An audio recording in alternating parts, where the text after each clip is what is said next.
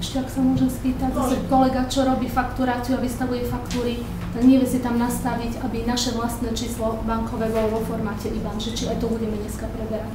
No, nebolo to predmetom, myslíte na faktúre? Na faktúre, na naše, keď vystavujeme a nevie si s tým poradiť, nevie to tam. Na všetkých kódoch. Dôležité je, aby ste mali vyplnené tie kódy tým kódom peňažných ústavov a aby ste mali aj tie vlastné účty v pare iba v tom príslušnom čísle. Áno, to máme.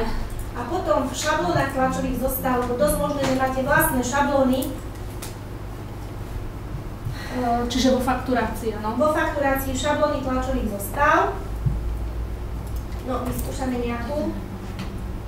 Použitím služby oprava, pokiaľ sú to vaše vlastné šablóny a vojdete do šablóny tlačovej zostavy. A na tejto druhej záložke, na tomto subreporte volá sa subrep hlavy 1. Sme vo fakturácii. Na reporte otvorenom. Tu, ako je uvedený, ten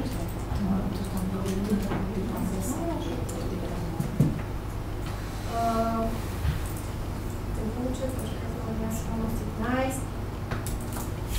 tak zmeniť účet D, túto premenu, ktorá tu je na účet VIBAN. Takže v druhej záložke tam, dole. Kolega Pračko, keď k vám príde, tak vám to nastaví. Fakturáciu ešte tak nepoužívate teraz. Nie, ale už sa pýtali na to, potrebovali vedieť. Všeobecná poslala, aby to mala na faktúrach. Áno, len hovorím, že príde Pračko, tak mu to pripomente, on vám to Jasne, dobre. Takže len toto treba zmeniť, dobre? Čiže vôjdeme si do tej danej šablóny, ktorú používame. Ešte raz si to ukážeme, dobre? Takže postavíte sa na tú šablónu, ono ich môže byť aj viac tých šablón, lebo každý typ faktúry môže mať inú vizáž faktúry. Takže faktúra, teda report, šablóna dáte oprava a cez službu generuj sa dostanete dovnútra tej šablóny. Dole je záložka subrep hlavy 1. Tá faktúra sa totižto skladá z viacerých subreportov, takže treba sa prepnúť na túto druhú. A tu, kde máte úcet D, tu sa vám hore zobrazí, zmeníte a poviete, že úcet DIBAN. A zapíšete. Zatvoríte šablónu a hlavne zapíšete. Keď nezapíšete, nič sa neopraví. Tak to stačilo, či ešte raz pomalšie, či? A ak by ste bola taká dobrá ešte raz, čo by sa... Takže ešte raz, oprava na šablóne, generuj. Na tomto druhom subreport poradí dole si dôležité vybrať ten subreport. Tu si kliknete, tam budete mať účet D. A vy sa sem nastavíte a tu hore si vyberiete účet DIBAN. Tam budú takéto všelijaké premenné, všeličo tam bude uvedené, strašne veľa riadkov. Ale vy si nájdete ten, ktorý som hovorila, hej, účet DIBAN.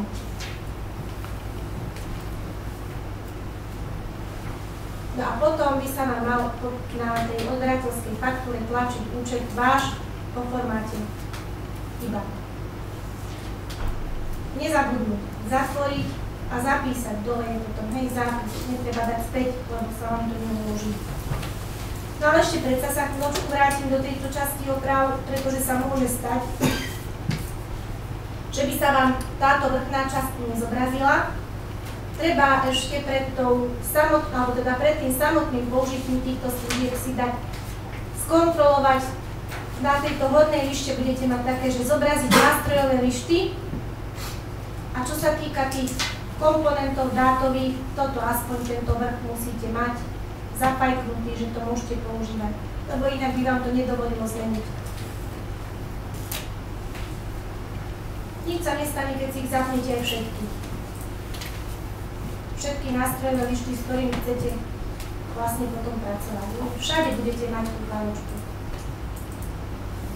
Že viete potom používať všetky funkcie v rámci reportov. Ale tie prvé tri musíte mať určite zapnuté. Oni možno aj sú v štandarde, ale nie som si teraz istá, či sa štandardne zobrazujú. To sa volá nástroje, tá tretia záložka? Ktorú teraz myslíte? Tam, čo ste sa tam prvý, druhý. Súbor editovať, zobraziť na strojnej účty. Ďakujem. Takže takto to viete zmeniť na faktúra. Treba si skontrolovať, ak teda používate rozličné druhy faktúr, lebo aj to sa môže stať. V číselníkoch druhých fakturačných dokladov vždy máte povedané na každom jednom type faktúry, na záložke nastavenia pretlač, akú šablónu používate. Tak tu si ich treba najskôr pozrieť, že ktoré všetky používate a tie všetky potom opraviť.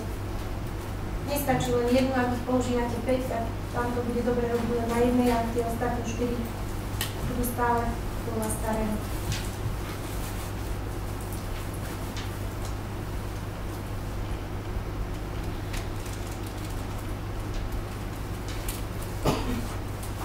Nech sa páči, ešte ďalšie otázky, ak máte.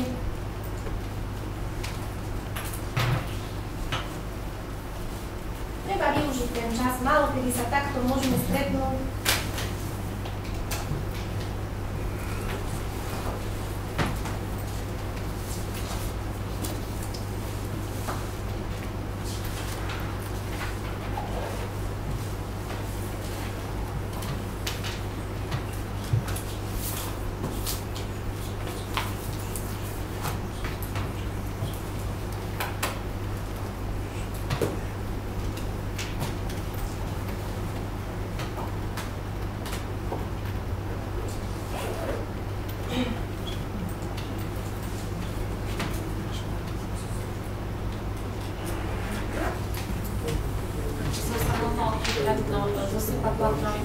To nesúvisí, ale kolegyňa nám vždy modul myslí.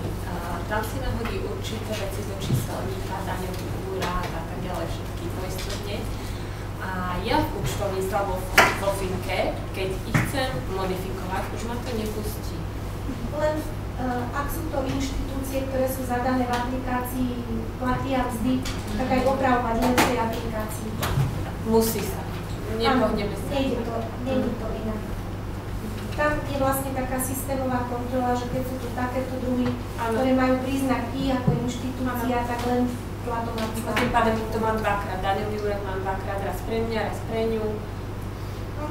Chápem, ale je to tak. Zatiaľ je to tak. Áno.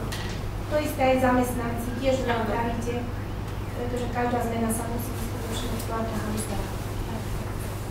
A nevymažete. No vlastne ani nikdy nevymažete. Aj keď odíde, profite je. Už je tam. Áno.